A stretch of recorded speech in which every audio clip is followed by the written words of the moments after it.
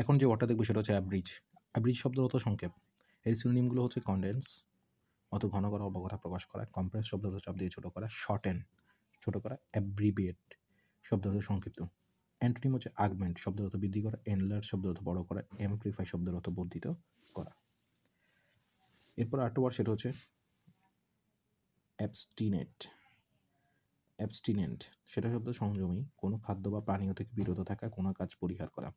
এর সিনোনিম হচ্ছে অ্যাবস্টিনশিয়াস। অ্যাবস্টেনশিয়াস অর্থ সংযমী, মডারেট সংযমী। সোভার শব্দের অর্থ আত্মনিয়ন্ত্রিত বা সংযমী। মডারেট শব্দ অর্থ অ্যাবস্টেনশিয়াস। আর এন্টোনিম হচ্ছে এন্ডালজ শব্দ অর্থ চাহিদাকে প্রশ্রয় দেয় এমন। পারমিসিভ প্রশ্রয় দেয় এমন। ইনটেম্পারেট অসংযমী, ভলাপচুয়াস ভোগবিলাসী বা ইন্দ্রিয়কে তৃপ্ত করে চলে এমন। লাইসেন্সিয়াস শব্দ অসচ্চরিত বা কামুক। এপিকিউরিয়ান শব্দ অর্থ ইন্দ্রিয় বিলাসী।